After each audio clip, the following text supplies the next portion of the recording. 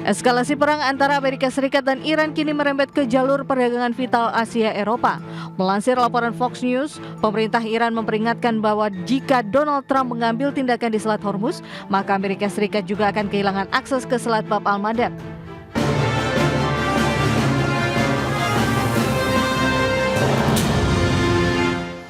Ya, ketegangan geopolitik dunia semakin meluas setelah Iran mengancam akan menutup Selat Bab al-Mandeb di Laut Merah. Langkah ini merupakan respons langsung atas perintah Presiden Donald Trump yang menginstruksikan Angkatan Laut Amerika Serikat untuk memblokade total aktivitas pelayaran di Selat Hormuz. Eskalasi perang antara Amerika Serikat dan Iran kini merembet ke jalur perdagangan vital Asia Eropa. Melansir laporan Fox News, pemerintah Iran memperingatkan bahwa jika Donald Trump mengambil tindakan di Selat Hormuz, maka Amerika Serikat juga akan kehilangan akses ke Selat Bab al-Mandeb.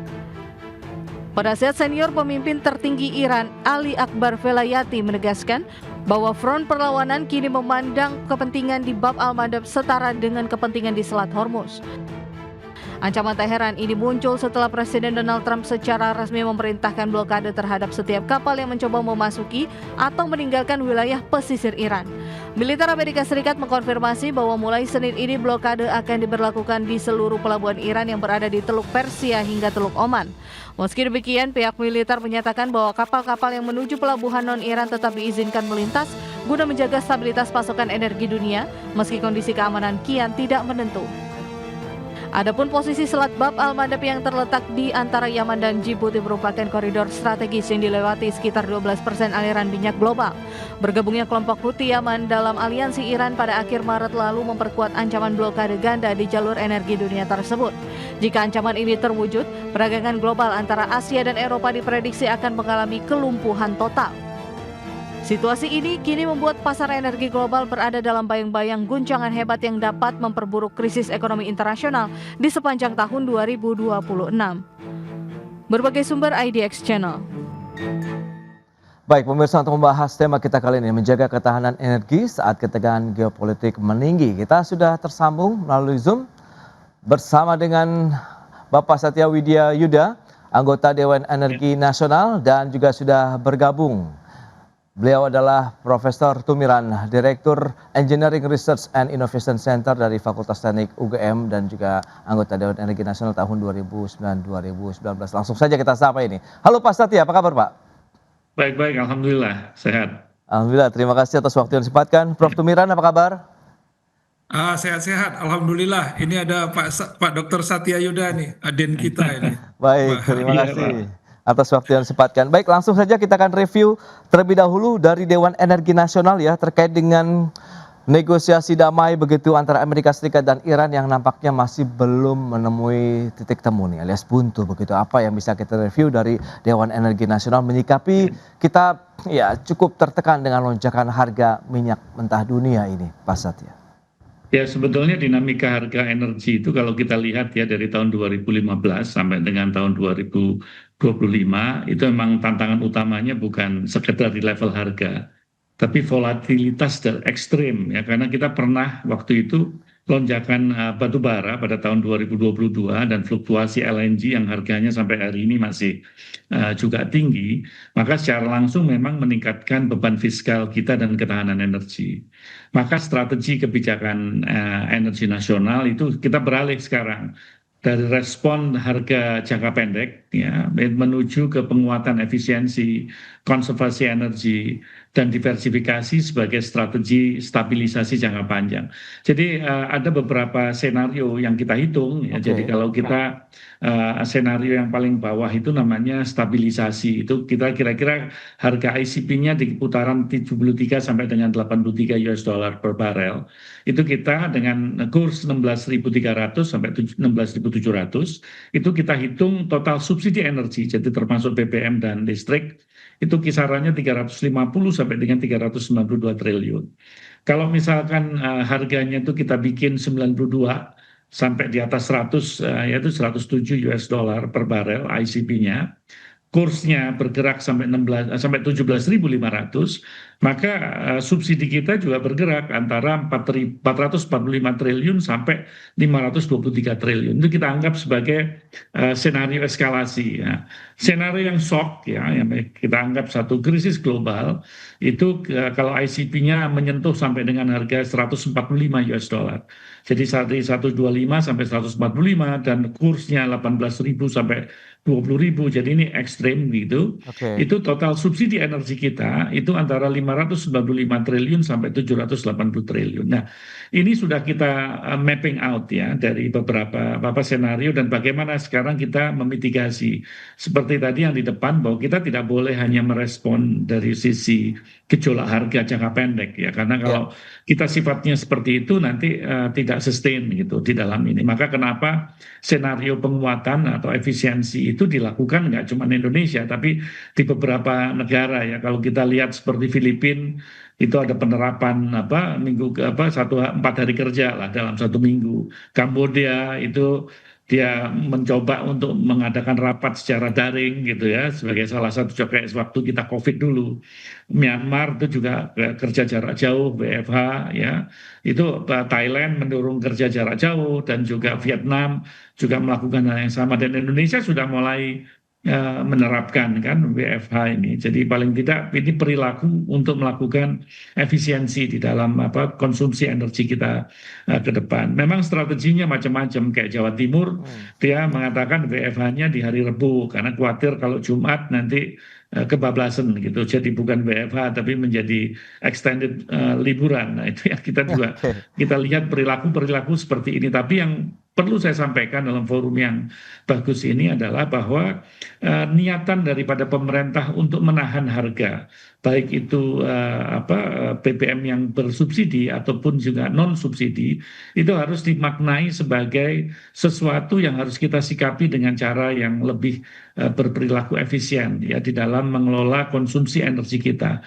Karena jangan sampai masyarakat merasakan bahwa ya ini sebagai hal yang common gitu, business usual. Jadi dia masih juga menggunakan mobil-mobil pribadi secara masif gitu. Baik. Jadi kalau kita lihat misalkan Jakarta masih macet di mana-mana, saya melihat ini merupakan satu perilaku yang mari kita bersama-sama koreksi ya. Karena kita harapkan peningkatan daripada pemakaian transportasi massal ya atau transportasi publik itu juga menjadi salah satu strategi kita di dalam rangka melakukan penekanan konsumsi.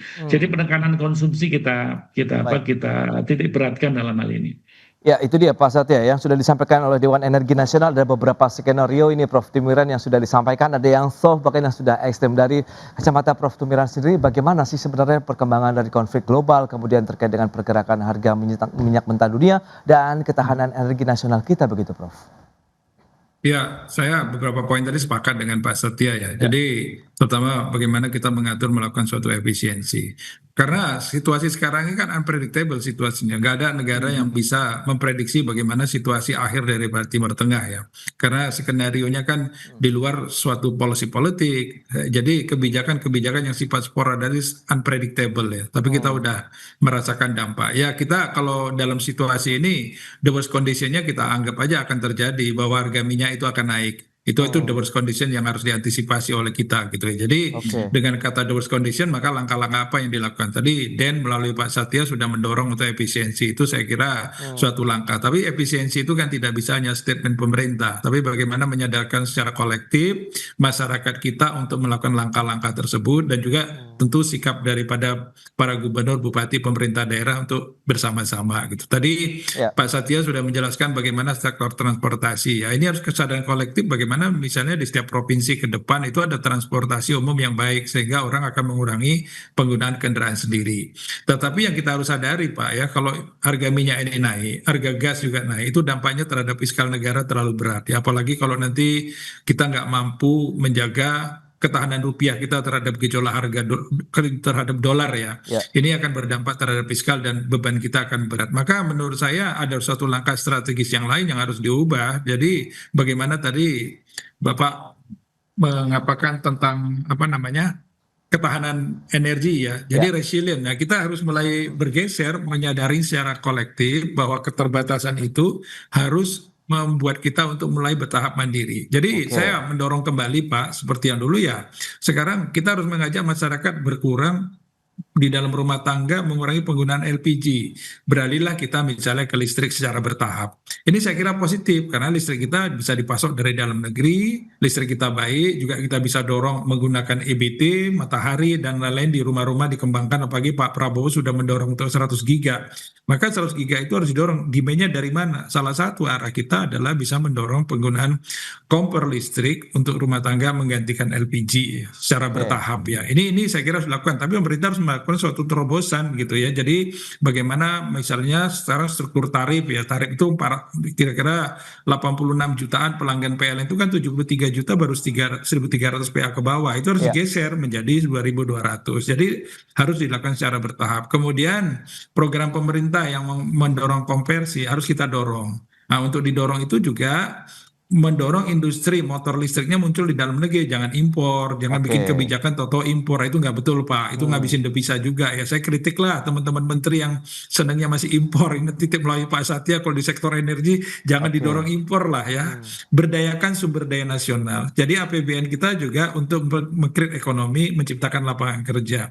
Nah, jadi konversi itu harus didorong, motornya dari dalam negeri, importer-konverternya juga dibangun dari dalam negeri. Ya. Kita itu akan menggerakkan ekonomi baru, membuat resilient di bidang ekonomi juga Pak. Jadi itu harus langkah-langkah strategis dilakukan. Kemudian berikutnya kalau boleh, pemerintah daerah juga secara bertahap melakukan suatu regulasi. Misalnya dari hari-hari tertentu suatu kawasan itu nggak boleh ada kendaraan sepeda motor berbahan bakar BBM masuk, harus pakai misalnya Oke. bertahap kendaraan listrik, sehingga proses konversi ini akan berlaku efektif, efisien, seperti halnya di Cina. Kalau kita lihat itu di kota itu nggak ada lagi kita jumpai sepeda motor berbahan BBM Pak, semuanya sepeda motor listrik, kotanya bersih, industrinya tumbuh. Nah, ini kan harus ada kesadaran kolektif pada pemerintah daerah. Prosesnya bertahap lah, mungkin nggak bisa 1 tahun, 2 tahun, 3 tahun ya, apalagi kalau nanti konversi itu dilakukan subsidi ya. Itu saya kira Ya. kita dengan situasi ini ngambil poin untuk membangun ketahanan ekonomi baru, ketahanan energi jalan, ekonomi kita tumbuh, lapangan kerja tercipta. Nah, itu akan penguasaan teknologi juga di bidang konversi jalan, jadi simultan berjalan Pak. Tinggal bergantung Baik. bagaimana teman-teman yang di pemerintah itu sinergi. Saya kira Den mempunyai peran strategis itu Pak. Jadi ada satu fungsi koordinasi lintas sektor ada di tangan Pak Satya itu nanti mengkoordinir itu. Baik, itu dia. Demikian Pak. Ini menarik, berarti memang kalau kita bicara transisi energi ini bisa menjadi game changer untuk menjaga ketahanan energi nasional. Tapi Pak Satya, dari Dan sendiri melihat bagaimana? Mengingatkan transisi energi itu kan tidak tidak dalam waktu yang bisa singkat begitu, butuh waktu lama. Sementara dengan kondisi geopolitik dan juga global begitu yang saat ini justru eskalasinya semakin meningkat, kesiapan apa saja, bagaimana dengan produktivitas energi kita, kemudian bagaimana dengan transisi yang akan dilakukan ke depannya. Tahan dulu jawabannya, tapi ya Pak Satya, kita akan jeda dulu sebentar ya, dan pemirsa kami akan segera kembali sesaat lagi. Ya, terima kasih Anda masih bergabung bersama kami dalam Market Review, pemirsa. Dan kita akan lanjutkan kembali perbincangan bersama dengan Bapak Satya Widayuda, kemudian juga Profesor Tumiran. Nah, Prof, Anda tadi sudah menekankan pentingnya bahwa transisi energi ini perlu segera juga dilakukan. Meskipun kita tahu kita sedang on the track begitu ya menuju ke sana. Tapi kan seperti yang sudah saya sampaikan sebelumnya, bahwa ini prosesnya tidak sebentar, butuh waktu lama. Kesiapan dari pemerintah sendiri, Anda katakan sinergi pemerintah, kemudian bagaimana nanti lokomotif bisa berada di Dewan Energi Nasional untuk bisa menjamin ketersediaan energi terbarukan, dan juga bagaimana kita memproduksi energi fosil kita juga tetap berjalan begitu. Ingat ini kan harus paralel begitu, Prof. Tumiran, silakan.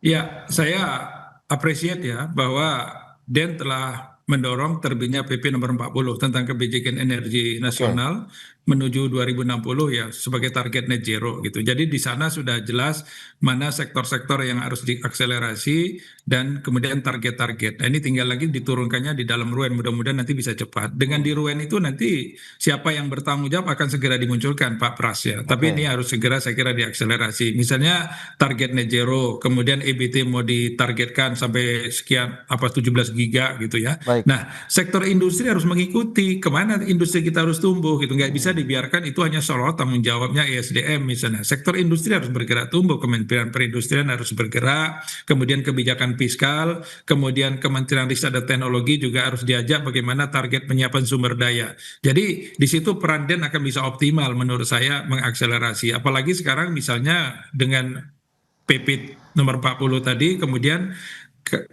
RUKN ya, Rencana Umum Listrikan Nasional juga sudah menyesuaikan terhadap CAN ya, Oke. dituangkan dalam RUPTL. Nah, ini kan target policy, skenario eksekusi. Nah, bagaimana implementasi itu harus menggerakkan sektor terkait, Pak. Nggak bisa misalnya sektor Kementerian Perindustrian berdiri sendiri, seolah tidak mengikuti, nggak bisa. Sektor perdagangan juga harus mengikuti bagaimana kebijakan-kebijakan supaya industri kita tumbuh. Kebijakan fiskal juga harus berjalan. Bagaimana upaya-upaya fiskal, kemudian sektor BUMN swasta itu juga dilibatkan. Ada nggak BUMN strategi kita yang bisa mengakselerasi percepatan industri yang sudah unggul gitu. Ini saya kira kalau sinergi itu jalan ya insya Allah dalam 5 tahun ke depan itu kita akan bisa bergerak sangat cepat.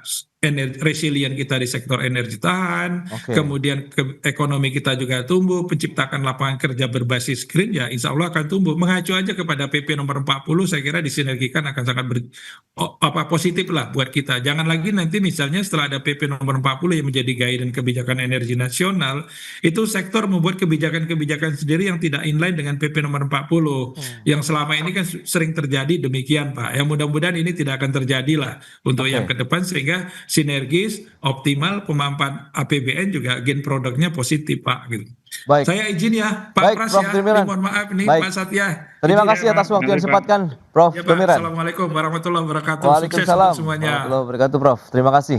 Baik, kita lanjut lagi langsung saja begitu ya ke Pak Satya dengan beberapa data informasi yang sudah disampaikan begitu oleh Prof. Tumiran ini memang mengarah kepada bagaimana proses transisi energi, kemudian kesiapan dari pemerintah khususnya Dewan Energi Nasional bisa menjamin ketersediaan energi kita baik yang energi fosil maupun terbarukan. Apakah segala sesuatunya ini bisa berjalan seiring sejalan dan bagaimana juga Alhamdulillah kesiapan? Dewan Energi Nasional pada periode saat ini stronger ya. Oke. Jadi lebih didaya gunakan, lebih kuat gitu ya, karena kita dilantik oleh Bapak Presiden bersama dengan anggota Dewan Energi Nasional dari unsur pemerintah yang terdiri dari beberapa menteri.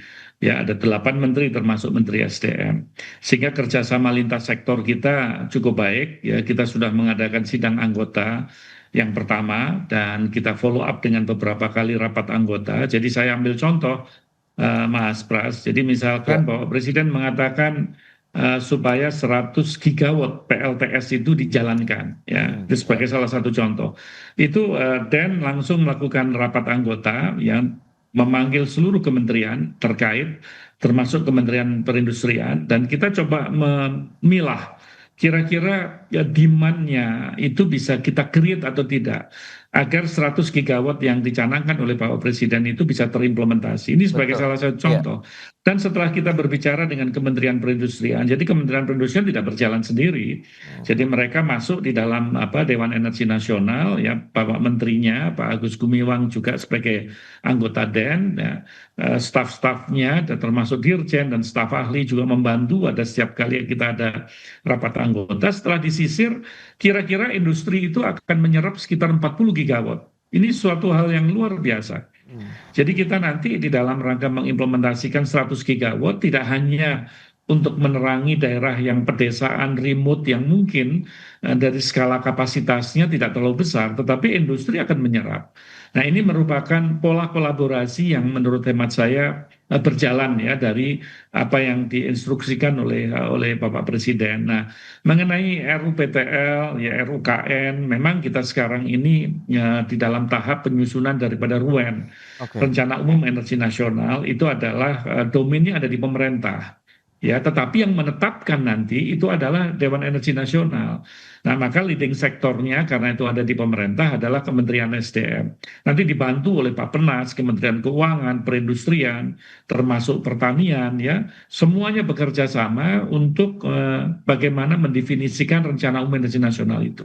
Pada gilirannya nanti akan diputuskan oleh DEN ya sebagai RUEN kita turunan daripada kebijakan energi nasional dalam bentuk Perpres ya. Kalau CAN-nya kan dalam bentuk PP, nanti RUEN-nya dalam bentuk Perpres, dan ini menjadi acuan ya di dalam rangka membuat rencana umum kelistrikan nasional atau RUKN, dan juga otomatis menjadi acuan dalam rencana umum pembangunan tenaga listrik ataupun RUPTL. Jadi kita harapkan nanti akan inline. Nah, ini sudah kita miliki, vehicle itu sudah kita miliki, payung hukum sudah kita miliki. koordinasi lintas sektor kita doakan berjalan dengan baik dengan penguatan daripada Oke. Dewan Energi Nasional. Nah, hal-hal yang lain yang Mas Pras perlu diketahui ya, itu dalam skala senario ya yang barusan saya sampaikan. Tetapi dalam skala implementasi saja itu kerjasama antar KL, antar kementerian dan lembaga 6 bulan ke depan itu semua sudah menyusun senario masing-masing ya. Saya ingin memberikan salah satu contoh ya, Kementerian Dalam Negeri dan juga Kementerian Penertiban Aparatur Negara dan Reformasi Birokrasi ya. Mereka mencoba ya mengatakan bahwa coba kita bikin WFH 1 hari per minggu. Ya Oke. kalau kita mulai 1 April kemarin gitu ya. Sehingga kita plus minusnya dalam 6 bulan itu 39 kali WFH. Itu penghematan BBM-nya setelah dihitung, itu sekitar 4,74 juta kiloliter, dikalikan 12.500 per liter, itu 59,2 triliun.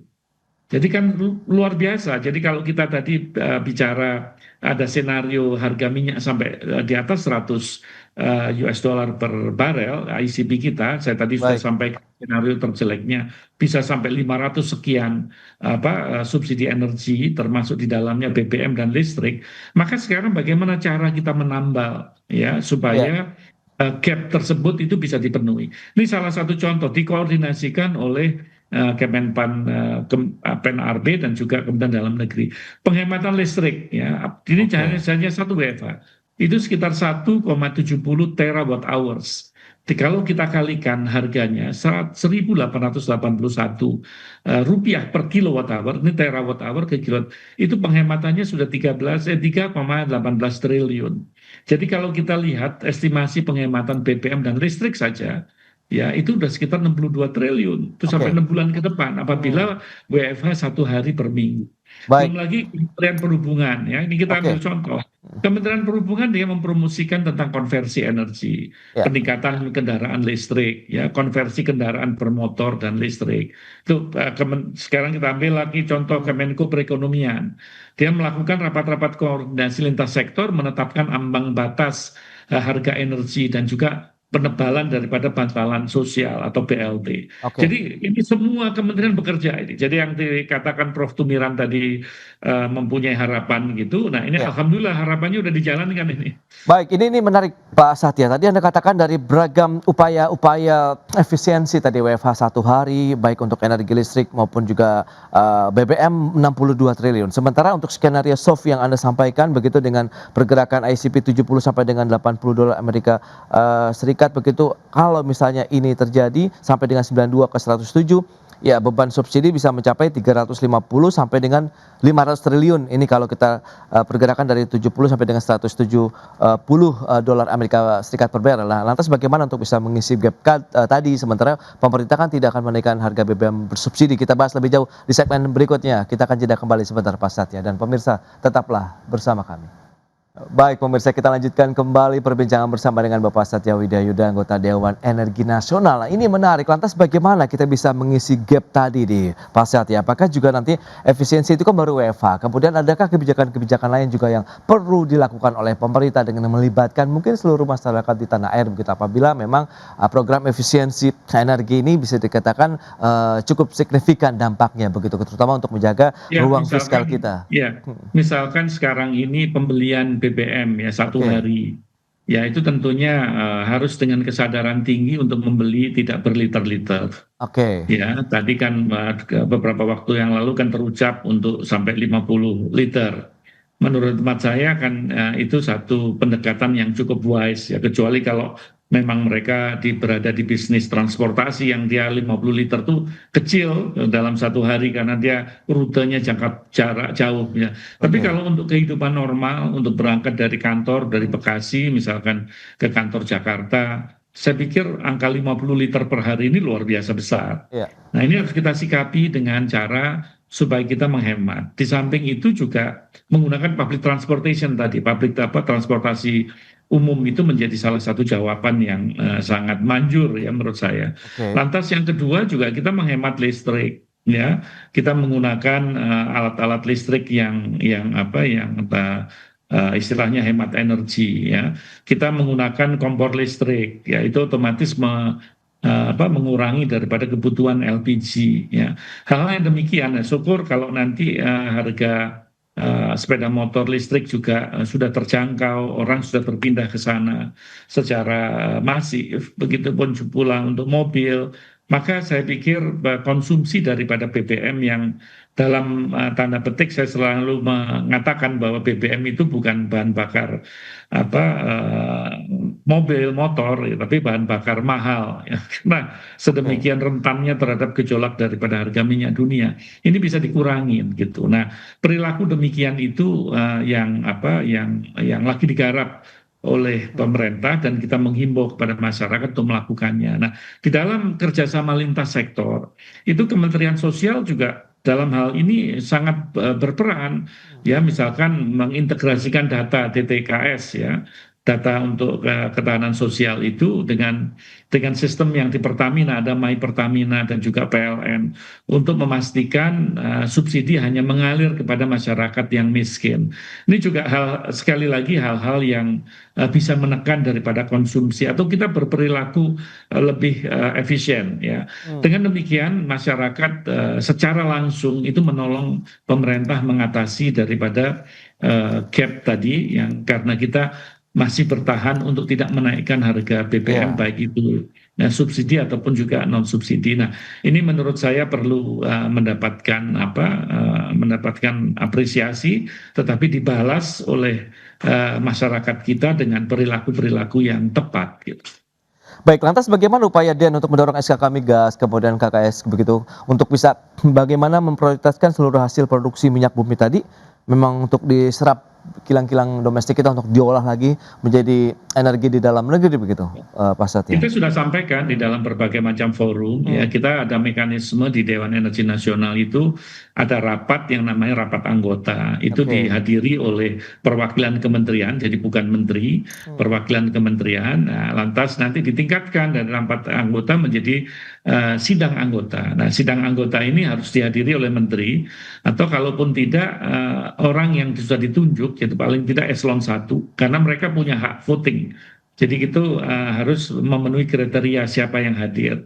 Baru nanti di dalam sidang anggota itu dipimpin oleh Menteri SDM selaku ketua harian ya untuk dilaporkan kepada sidang paripurna. Nah, di dalam sidang paripurna itu dipimpin langsung oleh Bapak Presiden untuk mengambil keputusan-keputusan strategis. Jadi seperti hari ini Mas Pras, kalau kita ikuti berita kan Pak Ketua Harian kita Pak Bahlil Lahadalia mengikuti kunjungan Presiden ke Rusia dan sudah dijanjikan akan turut serta meringankan kita di dalam pengadaan BBM. Saya pikir itu menjadi terobosan ya, karena di sana menghasilkan crude yang cukup besar yang bisa kita proses dengan refinery kita atau kilang kita di Indonesia. Ya, itu termasuk mengurangi kebutuhan daripada impor minyak kita, minyak mentah kita dari daerah konflik. Kita bisa divert menuju kepada Rusia. Rusia harus diingat ya, Rusia itu panjang sekali sampai pelabuhan ujung sendiri yang dekat dengan Korea namanya Vladivostok. Jadi kalau misalkan transportasinya nanti melalui Vladivostok itu udah jelas menghindari daripada daerah-daerah konflik. Saya menangkap ini menjadi kabar gembira kunjungan Bapak Presiden ke Rusia, paling tidak secara langsung turut meringankan beban fiskal kita. Baik, berarti itu sudah disampaikan begitu, ada beberapa strategi yang sudah disiapkan, berarti pemerintah sudah mendapatkan alternatif lain begitu ya untuk kita bisa menjadi pasokan baru lah untuk importasi minyak mentah Indonesia begitu. Dan semoga kita berharap juga konflik segera selesai ya Pak Satya ya, sehingga akan lebih meringankan lagi beban ekonomi dunia termasuk Indonesia. Baik Pak Satya, terima kasih banyak atas informasi update yang sudah disampaikan. Sampai berjumpa kembali Pak. Salam sehat. Sukses ya.